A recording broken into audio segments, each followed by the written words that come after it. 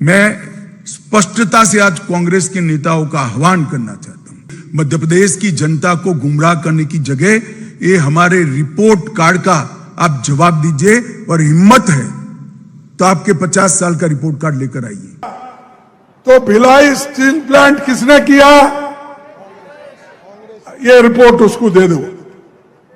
Indira Sagar dam किसने बनाया, फिर ये भी रिपोर्ट उसको करो।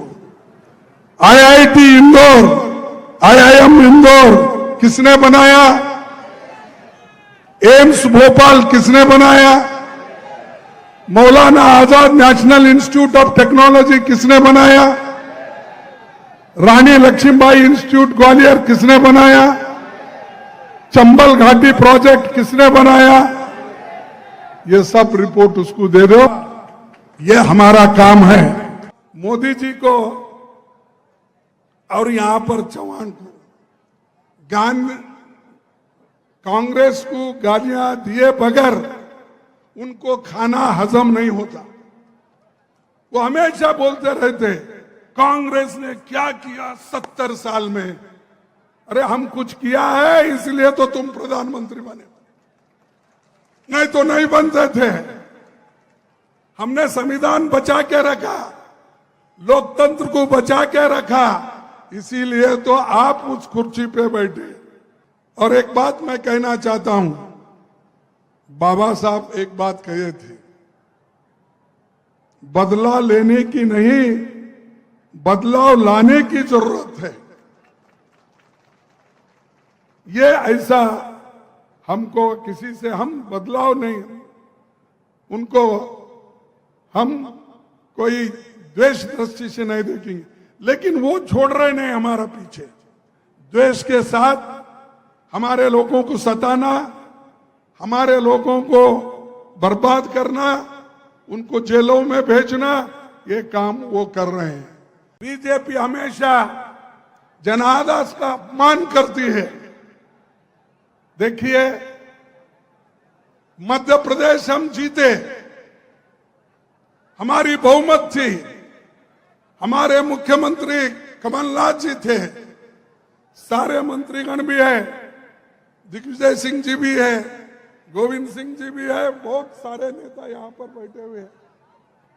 अरे हम जीता, लोकतंत्र के उसूलों के अनुसार मध्य प्रदेश कांग्रेस जीता, लेकिन उसको छीन लिया किसने, किसने छीना।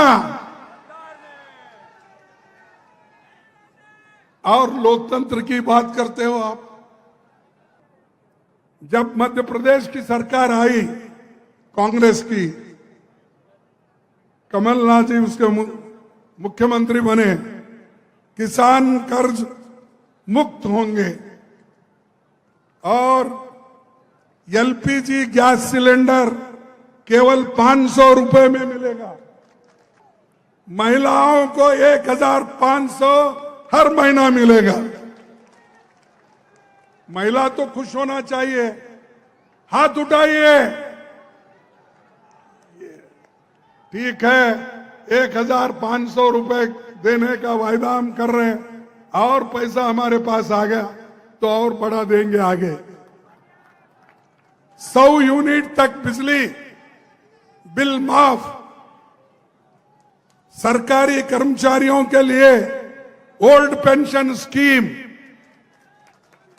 ये सभी चीजें हम आपके लिए करेंगे।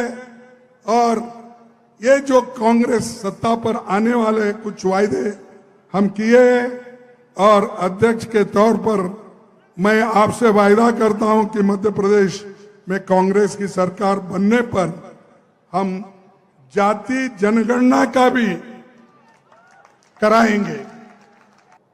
भाई आप 9 साल प्राइम मिनिस्टर है, और चौहान भी 18 साल से यहां पर हुकूमत कर रहे हैं, लेकिन रविदास के मंदिर बनाने का याद अब आपको आया। क्यों आया? कि चुनाव आ रहे हैं, चुनाव के लिए रविदास जी को याद कर रहे हैं। यहां उनकी कोई स्मृति बनाना या यहां पर उनकी कोई मंदिर बनाना या उनके नाम से कोई एक संस्थान बनाना, यह नहीं था उनका मकसद। उनका मकसद वोट खींचने के लिए, वोट लेने के लिए क्या करना, वो काम मोदी जी हमेशा करते हैं, यहां भी करके गए। भाइयों, मैं ये वायदा करता हूं, अगर मगर नहीं आने वाली ही है पार्टी, मेरी पार्टी की सरकार यहां बनी तो पहला ये होगा, उनके नाम से एक विश्वविद्यालय यहां पर खोला जाएगा। आपके परमिशन से बोल रहा हूं, नहीं तो कल बोलेंगे मेरे परमिशन के खिलाफ कैसा बोले। आपके परमिशन से बोल रहा हूं कि संत रविदास के नाम से यहां विश्वविद्यालय खोला जाएगा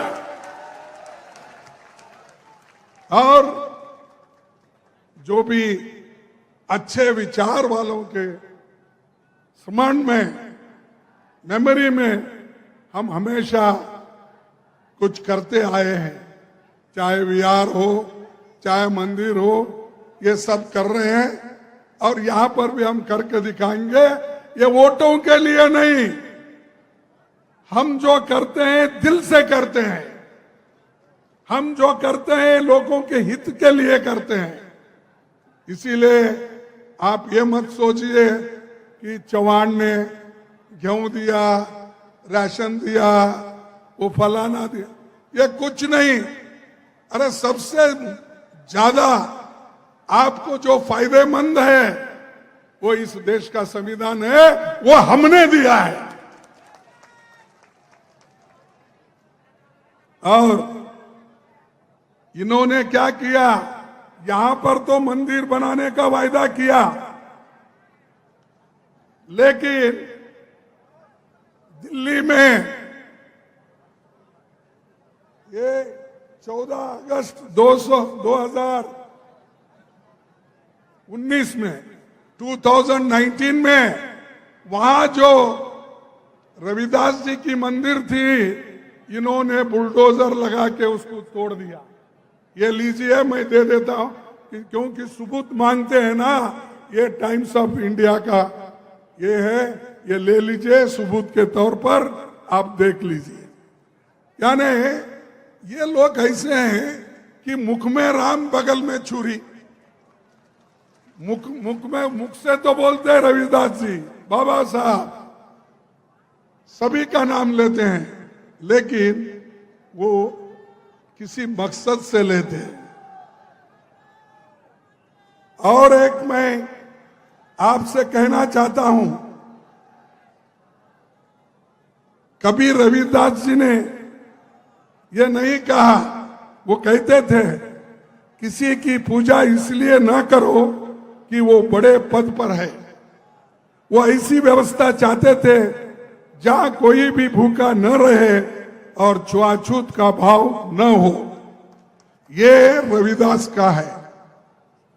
और उन्होंने ये भी कहा, ऐसा चाहूं राज में, ऐसा चाहूं राज में मिले सबनों को अन्न, मिले सबन को अन्न, छोटे बड़े सब राम, छोटे बड़े सब सम बसे, रविदास रहे प्रसन्न। तो ये रविदास का कहना है, कोई सिर्फ पूजा करने से सब कुछ होता है नहीं, लेकिन मैं चाहता हूं, उन्होंने कहा सबको मिले अन्न खाने के लिए, पेट भरने के लिए, सबको सम्मान मिले, और उसी से रविदास प्रसन्न होते हैं और किसी से नहीं।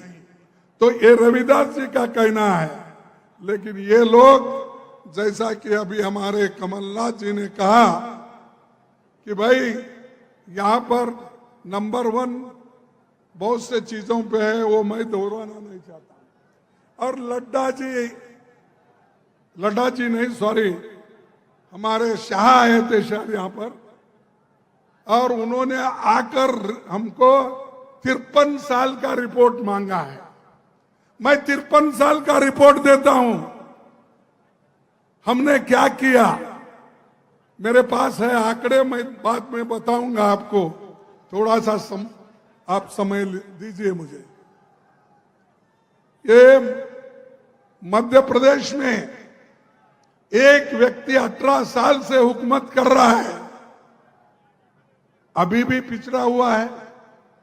अरे तुम 30-30, अब मोदी जी 13.5 साल गुजरात में हुकूमत किए और यहां पर दिल्ली में आकर अब 10 साल होने आ रहे हैं, तो कितने हो गए?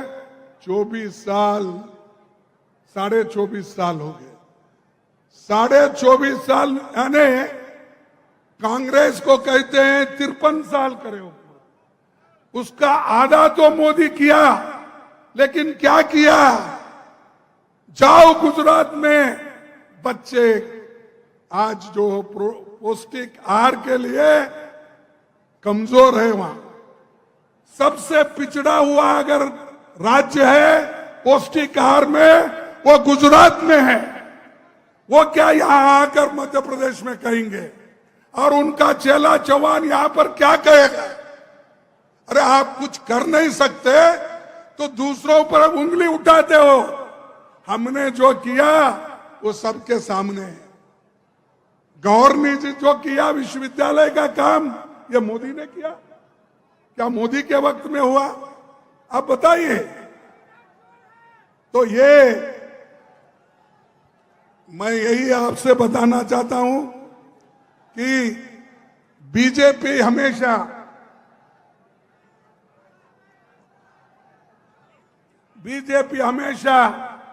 जनादेश का अपमान करती है। देखिए, मध्य प्रदेश हम जीते,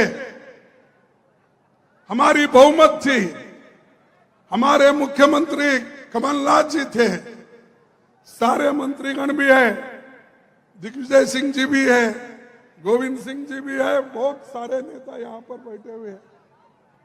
अरे हम जीता, लोकतंत्र के उसूलों के अनुसार मध्य प्रदेश कांग्रेस जीता, लेकिन उसको छीन लिया किसने? किसने छीना? और लोकतंत्र की बात करते हो आप।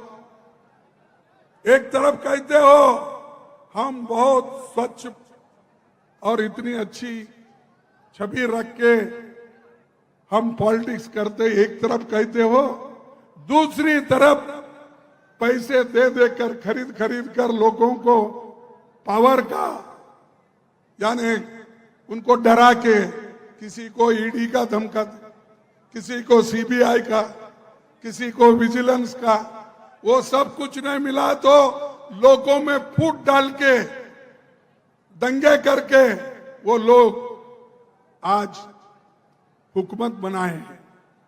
यहां पर जो हुकूमत बनी वो नाजायज हुकूमत है, लीगल नहीं है, ये इलीगल गवर्नमेंट है। लोग उनको चाहकर यहां नहीं बिठाए, हमारे एमएलए को चोरी करके लेके गए, क्योंकि देश है और दुनिया में ऐसा होता है, अच्छे लोग भी होते हैं, चोर लोग भी होते हैं। इसीलिए वो चोर शब्द आया है डिक्शनरी में जो चोर शब्द आया है वो भी यानी अच्छों के साथ बुरे लोग भी हैं।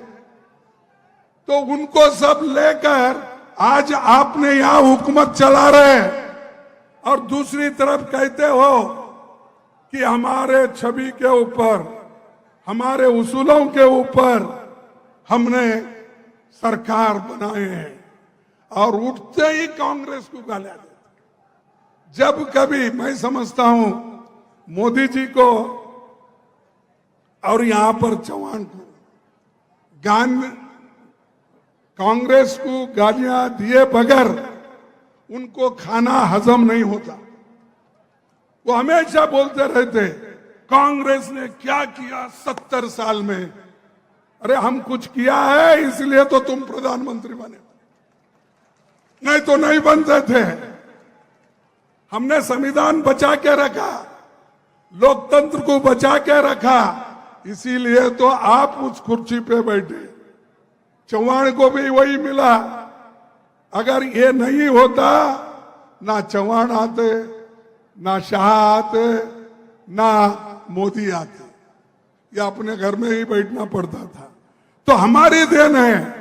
आजादी के लड़ने वाले कौन लोग हैं? क्या उस वक्त मोदी जी पैदा हो गए थे? शाह पैदा हो गए थे? इतनी बड़ी बड़ी बातें करते हैं कि आजादी तो हम लाए, लोकतंत्र हम लाए, संविधान हमने बनाया, फिर भी हमको पूछते हैं आपने क्या किया। हम करने के बाद ही सब कुछ आपको मिल रहा है। तो भाइयों, आप किया है, क्योंकि अच्छे अच्छे लोगों को पकड़ के ईडी का आपने डर दिखा के अपनी सरकारें बना ली। जैसा मध्य प्रदेश में सरकार बना, वैसा ही कर्नाटक में भी बना ली। कर्नाटक में भी वहां पर 16 एमएलए को बॉम्बे में रख के उनको मिनिस्टर बनाने का वायदा करके पैसे देके वहां पर उन्होंने अपनी सरकार बना ली। मध्य प्रदेश में बना, वहां पर कर्नाटक में बना, मणिपुर में बना, हर जगह जहां चुन के नहीं आते वो लोग इस मार्ग से ही जाते हैं और ऊपर से कहते हैं हम जीत के आए। इसीलिए इनको दूर रखना आपको सोचना होगा, और अगर इनको दूर नहीं रखे अपने इस पावर से तो ये फिर बर्बाद करेंगे, और इनका काम ही है लोगों को बर्बाद करना। और एक बात मैं कहना चाहता हूं, तो मणिपुर जैसे एक स्टेट में इतना गड़बड़ हो रहा है, वहां पर मोदी साहब जाते ही नहीं, वहां पर मोदी साहब उसके बारे में बोलते नहीं, ना पार्लियामेंट में बोलते, राज्यसभा में बोलते, ना लोकसभा में बोलते।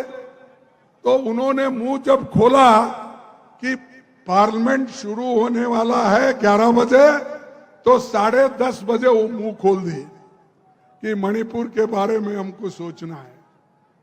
अरे एक देश का प्रधानमंत्री 3-3.5 महीने से वहां पर दंगे चल रहे हैं, औरतों का रेप हो रहा है, नंगे फिरा रहे हैं, तो मोदी चुप्पी साधे।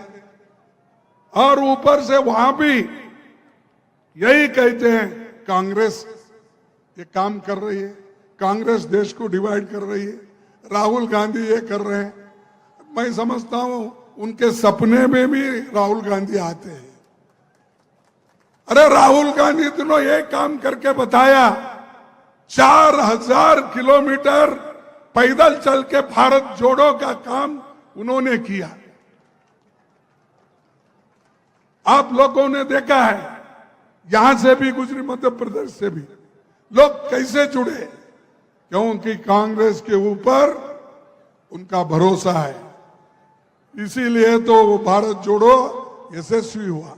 वो काम करे तो भी कांग्रेस को टीका करते रहे बीजेपी वाले, और भ्रष्टाचार के बारे में तो बोले। वहां पर तो कर्नाटक में 40% थी, और यहां कितना परसेंट है उनको ही मालूम।